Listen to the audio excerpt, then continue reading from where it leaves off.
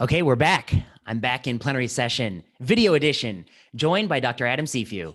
Dr. Cifu is a professor of medicine at the University of Chicago, and he should need no introduction. He's a friend of the show. Adam, it's great to see you. Thank you. Thanks for having me on again. I wanted to start with a tough question, and I will talk about it for a couple of minutes, and then you tell me what you think.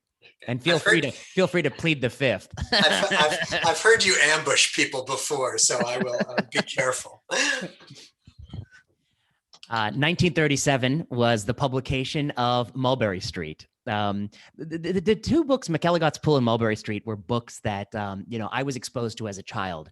And of course, now the Seuss organization, under pressure from collective action, is no longer printing these books. And I just want to talk for a minute about my experience reading these two books. So the two that, I think you pointed to are two that I've read. Mulberry Street, 1937, is his first book. Tells the story of Marco. Marco starts, he's at his house with his father. His father says, go out there into the world and tell me what you see. But when you come back, don't turn minnows into whales. Don't embellish. Don't confabulate. Go out there and see what you see and then come back and tell me. Marco goes out on the street and he sees a horse pulling a carriage.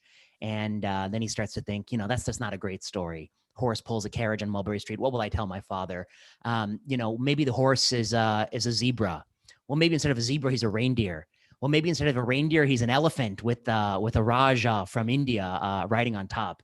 And then he goes on, and his mind shows that creativity that comes only with youth. And by the end of the book, he thinks of all the wonderful things he might have seen on Mulberry Street. And he gets back home, and his father asks him, well, what did you see? Anything that excites you? Anything to make your heart beat? And he thinks for a minute, and then he blushes. And then he says, I just saw a horse in a wagon on Mulberry Street. So he, in the end, he doesn't confabulate. And then the next book, McElligott's Pool, came out 10 years later. And it's the same character, Marco. And I don't know if readers will know that it's the same character from the first book. And this time, Marco is fishing in a little shitty pond in his backyard called McElligott's Pool, where people throw their boots when they're worn out. And this farmer comes to him and says, you're such a fool. You're never going to catch anything in McElligott's Pool. And he talks about how the people throw their trash in there. There's nothing there to catch. And Marco says, well, maybe that's true. Maybe I'll sit here for a long time and I won't catch anything. But then again, maybe I might. And he starts thinking about all the things that he might catch in that pool. And that pool might be connected to an underground brook, and it might go to the ocean. And he might catch all sorts of things. He might catch all sorts of fishes, all sorts of, whales and things even bigger than whales. And then he gets to the end of the book and he says, that's why I think I'm not such a fool when I sit here and fish in McElligott's Pool. And I think that these two stories are actually, they're very linked stories. On the one hand, this is a stern father, a father who was a father in 1937, a father of that generation. And we know those people. They're the people who they don't like fanciful tales. They want the stern truth. And yet Marco is a child. Like all children, his mind will race to all these wonderful things. That part of the brain that I wish were still alive in my head, it's long since dead. 10 years later, you can see Marco, so interesting. He's channeled his creativity, not into confabulation, not into telling false stories, but into talking about possibilities, into I think a very justifiable output. And so when I look at these two books that have been removed from publication, I guess it's worth mentioning why. I believe that the Mulberry Street book has a problematic portrayal of an Indian person. I mean, I'm Indian, and I don't think there are many Indians that dress like that and walk around like that. And also a person of Chinese origin is also problematically depicted. In the McElligott's Pool, it was an Eskimo fish. I believe that was the problematic image. I'm sympathetic that those images are not the kind of images that somebody would draw if they were writing in 2020. But this was written in 37 and 47. And what I think people miss is the book. These two books really are marvelous. They're not just regular books. They're works by a grandmaster at the top of his craft, and they're books about the mind of a child, and they're hard to replicate. And so my feeling is, and now I'm going to push you on it, but my feeling is we're in a bad place culturally if we think the response to these books that were a product of their age and actually still retain so much marvelousness is to suppress their visibility to a generation of people. I don't think we do anyone any favors. And I think we actually deprive ourselves of the power of art. And art isn't always what you want it to be. It's sometimes brutal and callous and unfeeling and can hurt. But if it were not for those things, the joys would also be diminished if it were only always perfect. And so I think it's bad. I really disagree. Thoughts? Thoughts? Thanks for asking the old bald white guy about about this. It was an interesting couple of weeks talking to people about this. I actually, I will admit to begin with that I probably have a little bit of a blind spot here because McGillicuddy's Pool growing up was one of my favorite books. I remember my mother reading me that book over and over again. I was less attached, I think, to Mulberry Street. I actually really only started reading that to my kids. And as an Italian from New York, that should have probably rung more true to me, even though I don't think it was the New York Mulberry Street that referred to. I took it as that. And I love those books so much that actually Marco was on the list of names that we were considering giving my son. So, I reacted very strongly up front to this news. I think, I was raised that we don't ban books, right? That when you stop allowing people to read books, the next step is basically 1984 or Fahrenheit. Fahrenheit 451. Thank you very much. And I believe that. I mean, I think the ideal is that our society moves in a direction which is good, and so books that are harmful, dangerous, bad, whatever, people just stop reading them because they become offensive and they don't carry anything. I mean, who the hell picks up Mein Kampf these days just for pleasure reading, right? So I think that's my stance. It was interesting. I tweeted about it, and me, I try to stay pretty intensely just tweeting about medicine and nothing else. But in a point of weakness, I tweeted about that. And it was interesting because, I got some pushback on it, which was nice. I think it's like maybe Twitter at its best because it's people who in my real life wouldn't even stand up to me to say it, actually did. And we're remarkably honest, both on Twitter and offline. And I had a few email conversations with people sort of, offline, email is offline now, who really expressed the hurt in those books and pointed out that look, these are books that we train children with. And are they training people with, intolerant ideas? And I at least kind of got where they came from. I don't think I was completely swayed. I'm not sure I picked up any of that as a whatever 4-year-old, right? Life quickly overwhelms cartoons. I wish I have met SpongeBob SquarePants in my grown life, but I've not. I don't know. I guess I get the difficulty. Well, that's good of you. I guess I would say that, I guess you can, books of a generation are always in the future going to appear, dilapidated in some way. Just like kitchens, when you go to kitchen from your parents' generation, it's going to dilapidate it. It doesn't feel right in some way. And often that is caricatures of people of other ethnicities. And, this, we're talking about, this is my grandfather we're talking about. That's, he's caricaturing. But I guess I have the higher order the higher order rule in my rule book, which is you can't use the power of force to suppress these ideas. And I think there's a theme here. There's something that shifted in the culture just in the last 10 years, where I think, it would have been unthinkable to sort of not have these books. The other thing that I think is unthinkable is, I've been the recipient of pushback on some articles I've written. I'm happy to have that. In fact, I don't think I've written an article that didn't get pushback. I run the opposite career. However, the new tactic I see is people will screenshot the title of the article and then refuse to provide the link to the article for their audience. They're saying, I'm telling you what's wrong in VP's view.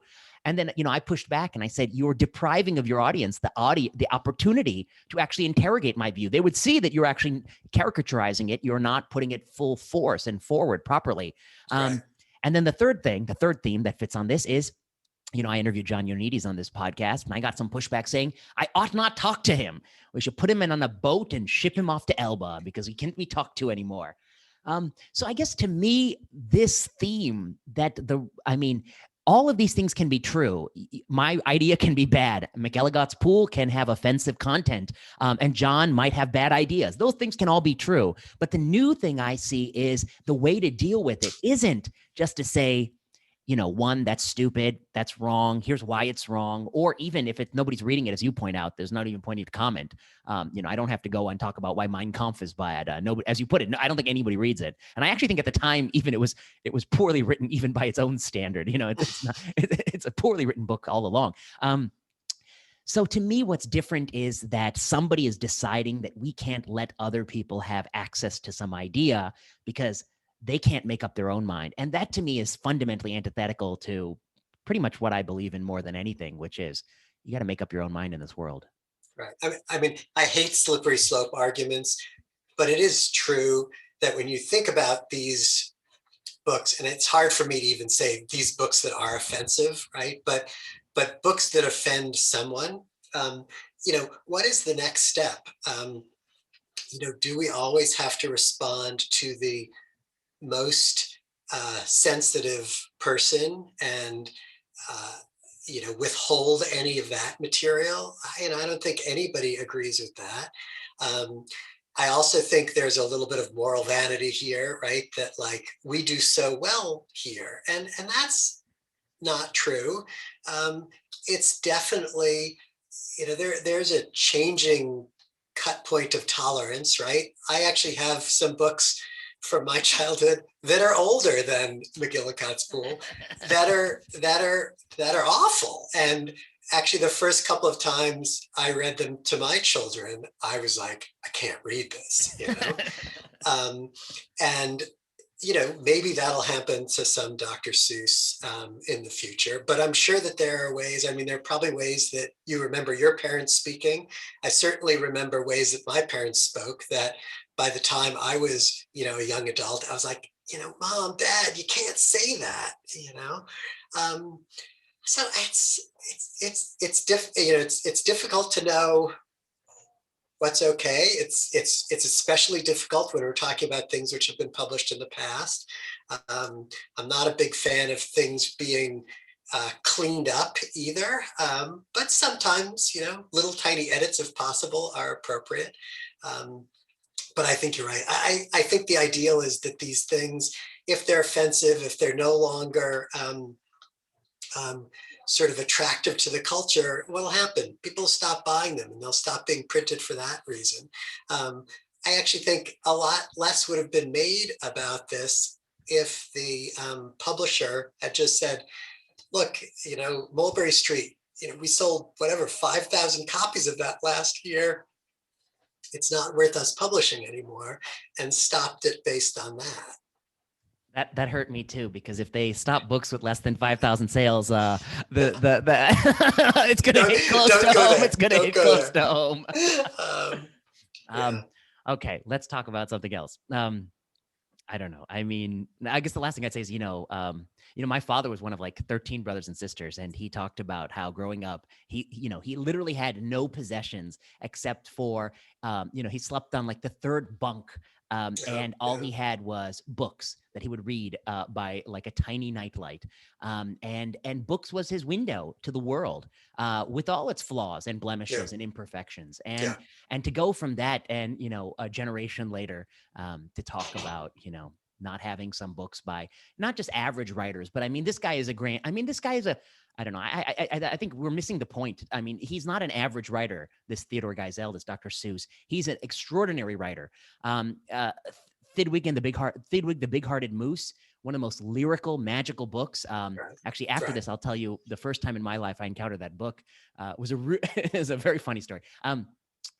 he was a lyrical writer, and similarly Twain, and the other person I think of is Cormac McCarthy. When I read Oh, Blood sure. Meridian, my God, Blood Meridian would not last a minute without. I mean, it offends me, Right. and I'm a hard to offend person. Right. Um, uh, Well, I mean, come on, think of, Faulkner, Hemingway, yeah, so many of the things that we just consider, iconic, have really uncomfortable parts to them. Um, and, and we should be able to read those, and partially because you got to know history. There's great writing, even that contains some objectionable ideas. We have to be able to read those. Um, we've always talked about, and I really think it's true, that the way you develop who you are and sort of argue for good is to understand some of what's bad. You can't argue with someone if you don't understand where they're coming from, and that's critical, right? yeah. Um, I guess the argument with Dr. Seuss is, I don't know, does that carry weight when you're talking about a book for a 4-year-old? I don't know. I still have the books. I still plan on reading them to my grandchildren, and maybe I'll point out that, like, when you see Uncle Vinay in the future, don't picture him as this Riding the intolerant image elephant that's in here, with, right? with a ruby in his crown. Yeah. um, Yeah. Yeah. But that's okay. I mean, it's also not the central theme of the book, in my true, opinion. true, true, Um, true. okay, let's talk about advising trainees. You're about to tell me a story when we started, and I'm curious. So, what's going on there about this advice? You've been giving advice for a lot of years now. Yeah, and I have to say, this is actually not related to a single person or anything, and it's what I was going to say is that it's been a sort of wonderful experience. Obviously, I've been teaching evidence-based medicine here forever, right? I've been teaching a course to our first years, sorry, on we call it medical evidence, and it's about just how to look at the literature, how to read the literature, how to understand where what we do in medicine, where that comes from. And it's been so wonderful recently that as I've given pieces of advice to students, um, that they've actually pushed back on it to say, well, come on, that's clearly flawed. And one piece of advice that I was recently given was information that I know both locally and nationally, that students who don't take step one, after when they have a choice. So a student is finishing their preclinical years, and most students would take step one after their preclinical years, but some students would put that off until after their third year, and that those students actually tend to do worse on the standardized tests during their third year, okay, during their clinical year. And in advising some students, I've sort of pointed that out and say, well, this is a reason you might want to take step one after your preclinical years before your clinical years, so it'll make sure that you do better. And my students like jump all over me, and they're Yeah, like, selection how can you bias. say that, right? That's a perfect example of selection bias. And it made me reflect on, boy, it is wonderful when people use your own tools against you, Yeah. it's also, it also made me think about how much of the information that we use to advise people, it's not based on any real evidence. It's mostly just kind of gut opinions. Well, I think that's fascinating. I mean, the funniest thing is all the biggest decisions in life, there is no evidence for Right, right, the right, very big right. decisions. Yeah. But I always found, it's so interesting when I think about being a student. I was just thinking before I started talking to you, I think I was a third year student in 2007, 13 years ago.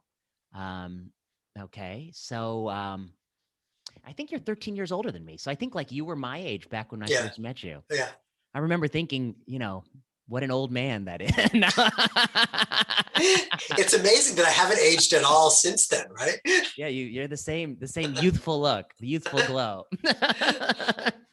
um, but I remember, I've been seeking you out since for I guess 13 years, looking for your advice. Advice is interesting.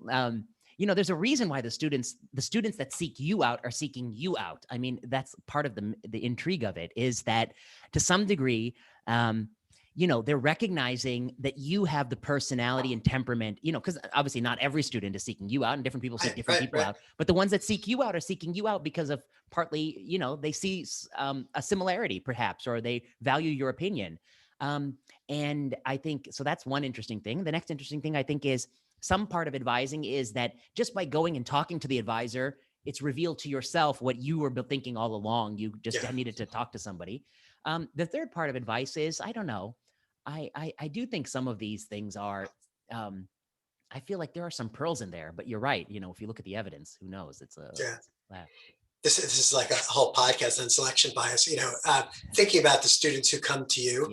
I actually looked at this a few years ago, and I looked at my evaluations that were given to me both in didactic courses and in clinical settings, between students who were in a required course or who were assigned to me, which is my first year course in clinical teaching I do, versus evaluations I got from students in non-required courses that I teach, right? Who took the course somewhat because they're like, I don't know, an Adam Cifu fan. And other people who chose to do, a reading elective with me, or chose to spend extra time in clinic with me. And man, I do terrifically with those people who've chosen to spend time with me, and it's probably important we consider that in when we look at people's evaluations. And I do think, right, I mean, we know very well that so many ideas, you have, it's sort of ill-formed, and it takes either talking to someone or maybe, starting to write about it to kind of recognize, is this a good idea? Is this a bad idea? And I think sometimes, the best advice you get, right, is just someone who you can sit with to talk to in a pretty open way. And you're right, sometimes students will just kind of come to a conclusion in a conversation with you without you saying anything. Of all the advice you gave me, I'd say the majority has been very good. The one advice that I think that I've always had shifting feelings on, and I wonder where is academic medicine. I'll tell you why. The virtues, getting to work with trainees and students, number one. I would say getting to work with patients, obviously that's important, but you're going to get that in private practice too, right? So, right. Okay. So that's the part that's unique, getting to work with trainees, who very rarely irritate you, often delight you, and very occasionally impress you so greatly, and you wonder, how they could be so awesome. So that's the best part. But the part they don't tell you about. You feel like a Mary Kay salesman. By that I mean, I knew some people growing up, the Mary Kay sells the cosmetics to the person, and that cosmetics person goes and tries to make the money. And I feel like, you work at a university, and so much of your mental energy is looking around for how you're going to justify your own existence in this organization, even though you're working your tail off and by many accounts, I think, contributing, in a good way. And the politics of it. I've discovered it was, it's a lot harder to get on certain, in my years in Oregon, I tried to get on the medicine teaching service, and I was able to do it only once with when I had a chief resident who would really push the envelope. I mean, there was a politics to get on there. There's a politics to try to get your lecture inserted into the medicine curriculum. There's a politics to try to get an elective in the medical school. It was such a pain. And this is in a place that I think it wasn't as much of a pain as it can be elsewhere. And then the other thing is that the entire incentive structure of the whole field, every year there's another, 20 trainees who want to run trials and have a lab and all these things that I'm not just disinterested in. I think that, they're saturated, and we need people to do some other kinds of thinking and work. Okay. So that's the part that, always has given me pause. How do you think about it from where you sit? It's funny. I was thinking about this recently. Oddly enough, it was reviewing a malpractice case. I think besides the things you pointed out, which are the things that everybody sells about academic medicine, right? You get to work with trainees, you get to work with an incredibly rich bunch of doctors who are wonderful to, have as colleagues. To be honest with you, you probably work less than if you were, out there in the community, just basically working your butt off, seeing patients all the time. I mean, that is hard work. Right. You probably make less money than those people as well. That part I'm clear on. Yes. Yeah. You probably miss out on some of the collegiality. I think of my friends who work in the communities and have as a general internist, have such close relationships with a couple of rheumatologists who they refer to all the time. And, those people refer patients back to them. And that relationship is a little bit more, I don't know, diffuse in academic medicine, where it's like, whatever, I just refer to rheumatology. And whoever they get is fine. They're all good. Right. I wonder if maybe the need for collegiality is less now, where it's so easy to get colleagues. Part of why I think, maybe I'll speak for myself, why I like Twitter is because I feel like it's given me colleagues who are interested in the things that I have everywhere. So when I can't find the 2 or 3 people who are open to listening to me talk about how crappy the evidence supporting, some new heart failure drug is in my clinic, I can find them easily on Twitter. The thing though that I think never regret getting in academic medicine is, there is a lot of freedom. I have hours each week, hopefully my section chief and my dean won't hear this, where I can kind of do what I want to do. And I'm not talking about, going for a swim or doing ceramics or something. I'm actually here in my office, but I'm writing things, I'm investigating things, I'm reading in depth about things. And sure, I guess you could do that in private practice. You could say, look, I'm going to make a little bit less money because I want my Wednesday afternoons completely free to live the life of the mind. But it's kind of smiled at in academics, right? As long as that leads to you producing something, people kind of respect that. I mean, that's the part I like. That part to think about things and mull things over. And I was thinking, for me, the best part is you haven't like some sort of little bit of an idea, and some trainee comes to me and they're looking for some project, and I tell them my bit of an idea, and then I say, here's what you do: you go there and you look up this stuff and you pull it up and you make this figure and show it to me. Then 2 weeks go by, and then one day I open up my inbox and it's like, here's the figure, and I look at it, I'm like, oh, so interesting. Like, I'm literally the first person who's ever seen this bit of data. And that's the part I really like. But the pains are the more than I bargained for. Right. I get that, and it is such a pleasure though when you get that person who you can collaborate with well, right? Where you both have thick skins and can sort of bounce ideas back and forth and criticize each other is wonderful. And then it's a little like being a parent, right? It's terrific to see what becomes of people. Some of whom you actually stay in touch with and you occasionally have coffee with.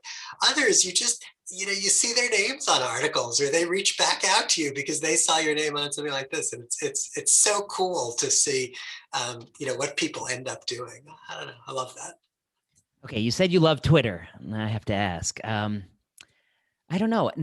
It seems like it's the periodicity is coming with greater frequency of the Twitter outrage mob, and by outrage mob I mean usually hundreds of people who find some issue that really offends them, and often that issue is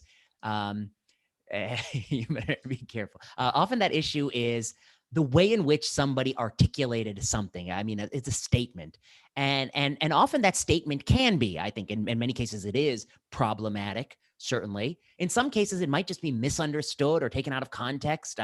It's a snippet, and I think it's just so interesting that this is a thing. Like, not a week goes by that I don't see another example. And in many cases, the retribution is trying to get that person fired from their job that presumably they've held for, often in many cases, decades. And And it's just an interesting cultural phenomenon to me that somebody can work in a place for decades where you perform hundreds of thousands of tasks in service of the organization. And then over one snippet of something that somebody said that was interpreted in some such way, that they can be dismissed. And then I guess the last thing I'd say is it hits close to home because I made one tweet about a bear.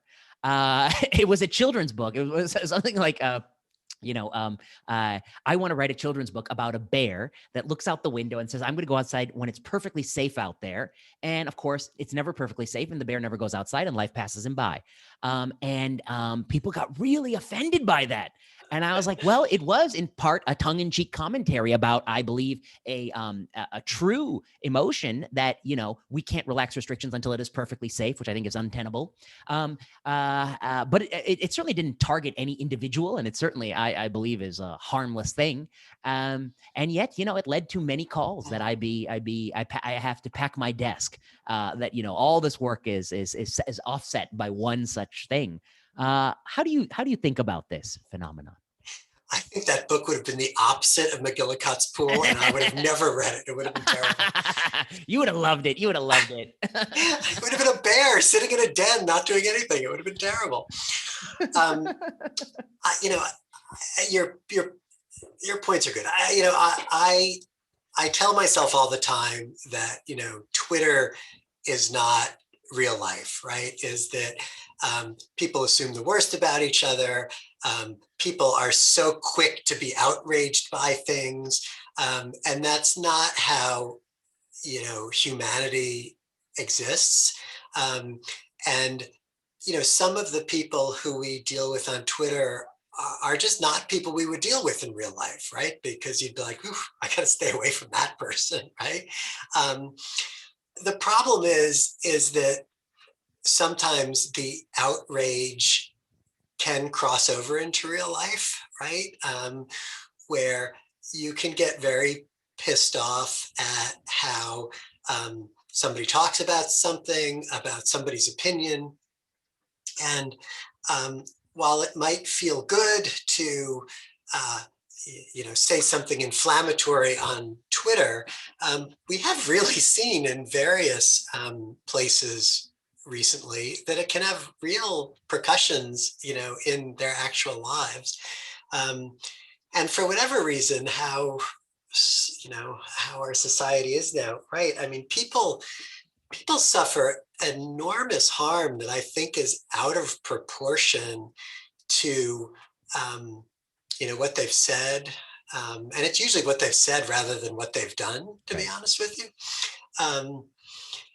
And it's often things that, well, the proper response would be educating that person a little bit and not putting them, sending them to a labor camp to be quote unquote educated. It's just that, like, hey, look, this thing you said was offensive to people because of X, Y, and Z, and maybe you missed that.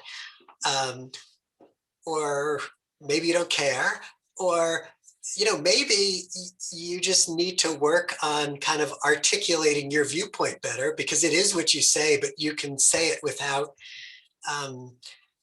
hanging people. So I'm with you. I'm disturbed, and I think a lot of people joke, right, in the back channels that, like, how long am I going to last before I too get canceled? Right. And I worry about it because, you've been open with it. I'm the same. I mean, the two of us are real lefties, right? Yeah, and very much. When you see what's going on now on kind of Fox News and what they're objecting to, like, cancel culture is a big thing about what the right is getting themselves all bent out of shape with, and kind of getting the troops going on. Yeah. And, I think our side of things, I hate to say it in that way because I generally hate when people talk about, but I don't want us to be so woke that the rest of the country looks at us as wackos and votes in 2024 for someone, who shall not be named. Yeah, no, that's I worry that sometimes it's the actions of the extreme side of my team that is the greatest threat to my team winning. Yeah. But I think if I were to articulate in all this whole ecosystem where the fundamental the problem is with the leadership that acquiesces to this collective action. The leadership is acquiescing to save their own ass. I mean, frankly, they're acquiescing because they worry that the Führer will engulf them, and so they're happy the snake bites the arm, and they have to cut the arm off. I mean, metaphorically, they're happy to sacrifice somebody to preserve themselves. I think the leadership should say that, look, that many times the concerns and outrage is legitimate, and that we're going to think about it. We're going to allow this person an opportunity to respond, which I think is an opportunity that I think all of us believe is part of due process. Respond, clarify your remark if it needs to be clarified. What did you mean by it? You should have a chance to respond. And there has to be some process where we adjudicate what is a fair punishment. I think, we've lived through a lot of bad punishments where somebody had one joint in their pocket. We locked them up life in prison. I think, that's an unfair punishment, doesn't fit the crime. So we understand justice has proportionate punishment. Loss of a job after decades of work when you're older and it's often very difficult to get another job. That's not a trivial thing. It can deprive someone of livelihood in the years they need it the most. I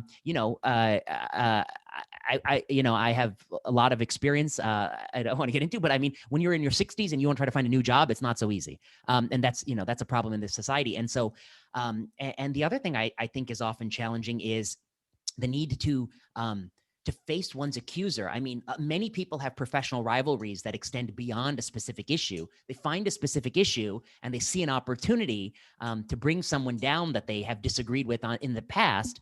That's a natural human temptation, and the system has to have some way to correct for that. But I guess I would say, I'm never going to be in charge of a major organization, but if I were, I would tell people, there has to be some process by which we adjudicate these things, and we can't just throw out people. We also have to recognize how hard a job a lot of these people have.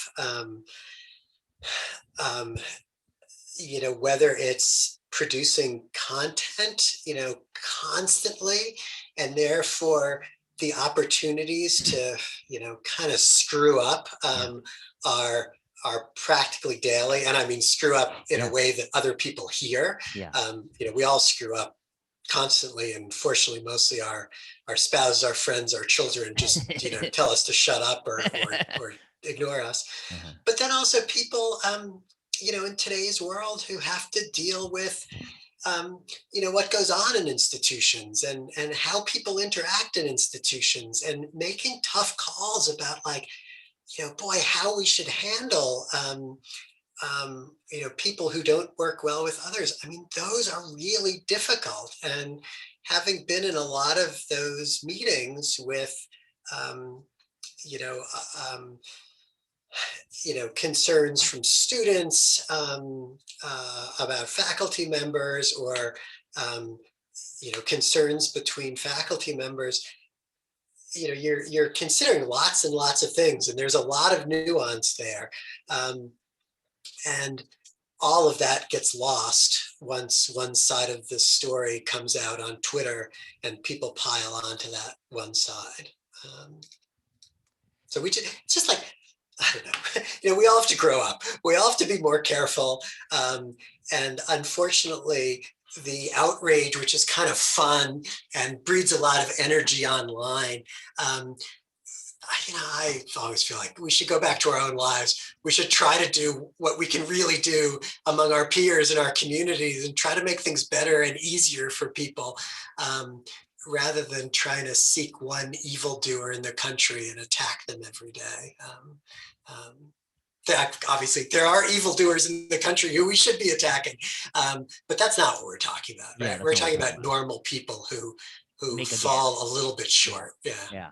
And I think, normal people who fall short on an instance, selected from a million instances that you don't see, and you anchor to the one instance you do see. I think it's a problem, and often these people are people who are mostly aligned with you on the issues, and so you're sacrificing one of your own tribe to set an example. I think it's self-defeating, and ultimately the issues that really matter, they really do matter, and we really need to do a lot about them. And my opinion has always been, as a political animal, that you really want to solve problems, you need to redistribute the money, change the way the money is flowing, and it will address the issues you care about. Hanging the latest offender. And I guess the last thing I'd say is it makes, there are some people who I appreciate because they're willing to go out on a limb and say what they think. I've always appreciated them in whatever context, from academic science to writing essays. Those people are going to take fewer chances. And I don't want to live in a world where people don't take chances, because people have to take chances in order for some of the greatest things, from science to humanities, that have ever been created. Somebody took a chance that it may not go as they thought. Even the celebrated musical Hamilton, isn't that a chance that a lot of people would say that's not going to succeed, but it turned out to be stellar, and that's true in so many ways. Stifling conversation, stifling art, stifling opinions, is not something which works well for our culture, and it's easy. It's one of the richest part, right, about working, at a university, that sort of difference of opinion is nurtured, should be nurtured. I think U of C actually still does a very good job at that, right, and protecting people who are trying to share those opinions. But that doesn't work very well often when you get out there with it. And I think your point about you often end up attacking people who are, quote unquote, on your side. And it's because we live in kind of echo chambers on Twitter. Usually the people who you're objecting with are people who, you're following, or your followers are following them, because you all think the same thing. It's ironic. It's ironic. Okay, the last thing I wanted to ask you about, or what was we supposed to talk about? We're supposed to talk about medical humanities in your writing, huh? I think we were. It was a long time ago, so we've already forgotten. Yes, I knew it would be good whatever we talk about. Well, why don't we talk about that for a second? You've been doing this writing. Oh, you know what it was? It was the article, that article in Annals on the ghost patient panel. That was the thing which got us talking. Why didn't you? It was, yeah. You unpack that a little bit, yeah. Sure. You wrote this article. I really liked it. It was an article where I just kind of reflected on all the panels that we have, and there are the panels that we all think about. For me, it's my primary care panel. It's the group of patients who I'm worried about. It's the group of patients who I'm taking care of on the general medicine service in the hospital, at a time. But what struck me is the ghost patient panel, and they're the patients who are not your patients anymore, but you don't know they're your patients, and it may be because they've unfortunately died without you knowing about it. It may be that they've actually fired you and moved on to another doctor. It may be that they've moved and didn't tell you, and the whole idea came because I was at a track meet of my daughter's, and I saw some guy walking in front of me, and I was like, oh my God, I used to see that person as a patient. And I went home, I looked him up on Epic. I realized I hadn't seen the guy in 12 years. And I was like, I wonder why, like what changed that he no longer sees me? I think the thing it made me think about was the patients that, for whatever reason, kind of departed my practice. And I guess in my line of work in cancer medicine, that's not a common scenario. I mean, they're usually coming. But, I did lymphoma for a number of years, and I had a number of people who, we treated for Hodgkin's. And once a Hodgkin's patient is cured, they're often young people who go off in their life, and sometimes you don't hear back. And I was thinking about, pretty vividly, a couple people who, our lives intersected, me as a doctor, them as a patient, when they were in some tough situations, treated them, hopefully got them through their Hodgkin's, and then didn't hear back from them. And I often wonder about those people. Where are they now, and how is their life going? And I always wish that it's going wonderfully, And I guess that's the other thing about, it ties a little bit to the point about Twitter that I want to make, which is that, the relationship you have with your patient is a real relationship. I mean, this is somebody you've spent hours with over the course of years, in a room, in a very intimate setting where people tell you things they would never tell anyone else. Um, and the relationships we have in this online world are very superficial relationships. They're all about, a sort of a caricature of a person. And so, if somebody I have a real relationship with said something that, I thought wasn't perfect, I'm going to have a huge grace period. I get huge leeway I give them versus somebody I just have a caricature of. Right. But Right. when you go to sleep at night, you don't think about caricatures, you think about real people. Yeah. And often, the other big difference is, there's nothing less anonymous than the interaction, I think, between a doctor and a patient, right? Um, we may not know everything about our patients. They may not know everything about us. But when we're in the room together, for that relationship to work well, everybody needs their cards on the table. Everybody needs to be honest. The doctor needs to be honest about what they know and what they don't know. The patient needs to be honest about kind of, their fears, their wishes, their values, all that stuff. And so when there is a misstep in how somebody talks about it, right? It's such a small part of who that person is and who you know. And sometimes you know where it's coming from. Sometimes you're just like, that may be a hint to another part of their lives that's I don't need to know. And when it's on Twitter and it's anonymous and the person has a cartoon image as their icon, like I don't know. You sometimes wonder, like, why do I think about this? Why do I spend time worrying about these people? Okay, the last thing I want to ask you, you've been in medical education a long time and you've worked closely with students for many, many years. I was talking to another faculty member and they had a few observations. And I want to know if you think it's a selection, I want to know if you think it's true or not. I don't know.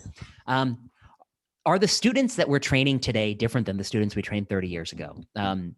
This person pointed out that, 30 years ago, you didn't have to have a whole lot on your CV to become a medical student. You could have worked, you could have flipped burgers for a couple summers in college, and you could have still had a good shot. You got good grades, and you did well in science. Now, it's ridiculous. I've never seen so much activities and busyness that young people do.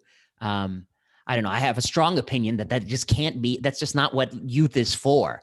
I mean, when you're 20, you shouldn't be working 50 hours a week in a lab. You don't get those days that many times in your life where you can actually go and explore. And I think I said once, nobody wrote a great novel about the 21-year-old pre-med doing whatever it takes to get. Nobody wrote the great story of what the pre-med was doing to get in. Travel and going, all these things people do. So one hypothesis is that, we're selecting people in a different way. We're selecting people for accolade accumulation and not necessarily what you really want a doctor to do, which is to put your head down and do your damn job and have some core sense of ethics to guide you, but really be sort of somebody who's used to a hard day's work. And maybe you're not always going to get a thank you. Okay. So that's one hypothesis. The other hypothesis, I mean, I push back a little bit. I mean, because I don't know what the answer is. The other hypothesis is that, the kids are the same that they've always been. It's some of the ways in which we've structured the education that's different. We give them too many passes. I mean, we teach them that, I don't know, it's okay to skip rounds for didactic day and things like that maybe 10 years ago we didn't do, or 15 years ago. When I did my medicine clerkship, I can't remember, but I mean, the only thing we did was that noon didactics with you and Scott, and some others. But we were always on rounds. We were there 6 days a week. Weren't we all? I think we don't miss any rounds like for didactics, but now I think a lot of places they pull the students off rounds a day a week. The more your inpatient rotation is discontinuous, you don't see the same people day to day. You're inherently not as invested. I also think that, I don't know, this is just an observation that when I was a trainee in a clinic, I can't remember leaving before the attending, but now everyone leaves before me. I'm the last one there. Like, what the hell? I'm the attending. I should be the first one to go. So I guess so those are my questions. I guess, do you think that there's a different, well, one, do you think there's any differences at all? Two, is it a difference in how we're selecting people? Or three, is it a difference in what we're doing once we have them over time? Yeah. I always hate to play the, like, Days of the Giants thing, and things have changed and this generation stinks. I do think, I think part of it is that just what's available to children, adolescents, young adults is very different than what was available certainly to me and to you as well. We are a richer society. It's the rare person who's going to end up as a medical student who's, working in their family's grocery store to make some money, which is how I spent much of my childhood.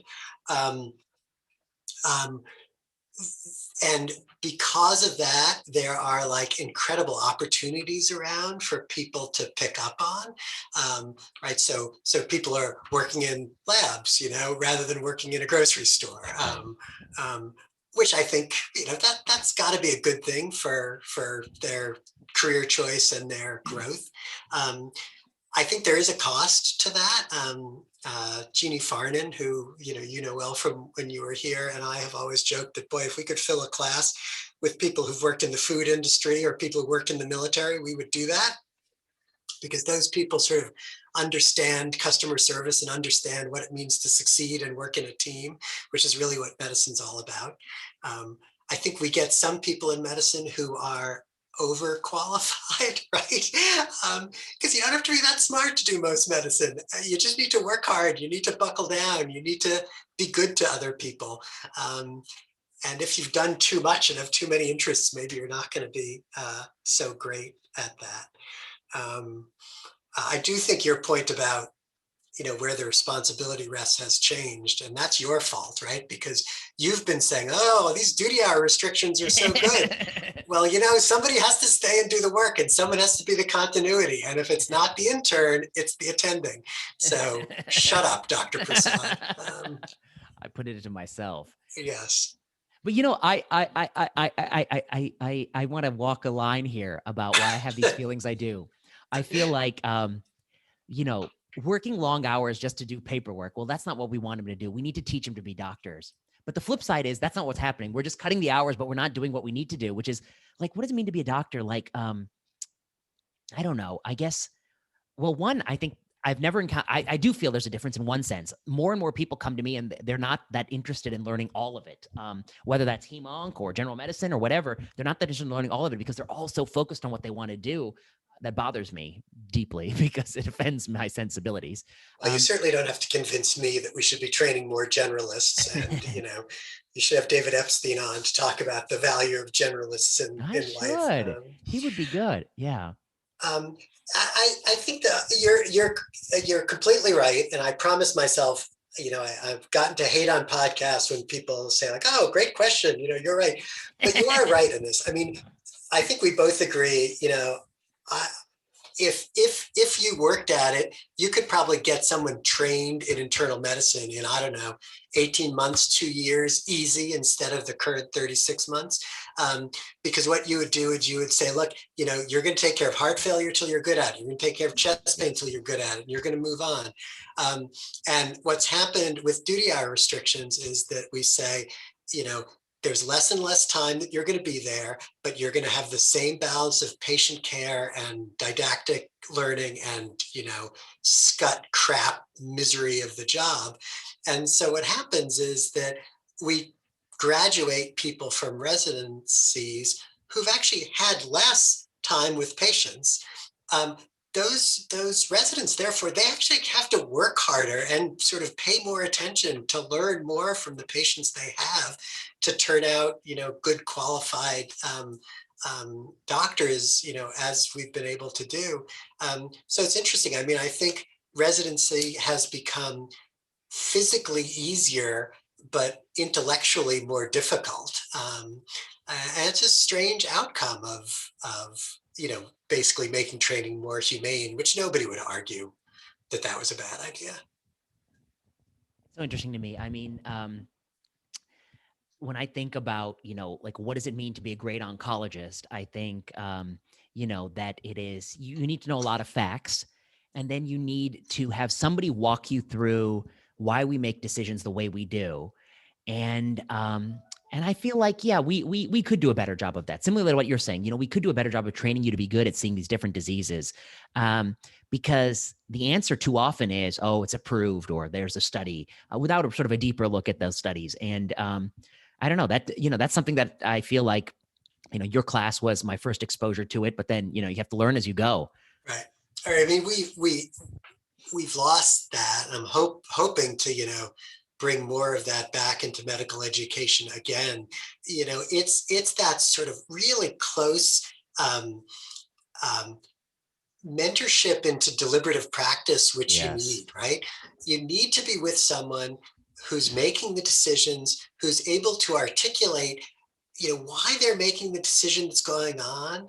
Um, and hopefully they're making that decision not because that's what the drug detailer told them, but because they're looking deeply at the evidence.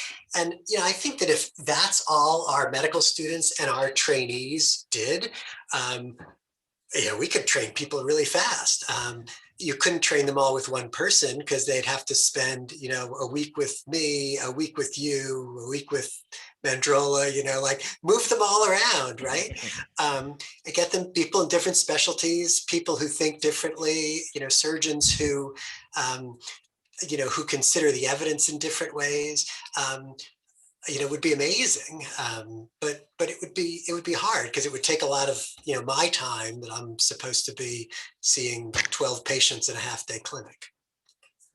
I guess I'll leave you with one last thought, and and then which is my thought about social media and about trainees, which is that every once in a while somebody comes to me and they're like, "Oh, well, what does it take to have lots of followers on social media?" And I say that anytime you're asking that question, I'm like, that's not a good question to be asking. But I think it's not just it's not. I mean, it's not just the people who come say it. I think it's a lot of people, from attendings to medical students to pre-meds, which is our culture has confused wanting to be heard for having something to say. And so many people are overly concerned with wanting to have a big platform and say things and have people listen, that they forget that having something to say, that is the hard part. And that's the part you do by yourself, which is, if you want to comment about medicine, and if you want to say recovery trial has a press release and a statistical analysis plan, should we implement practice or wait for the publication? Okay.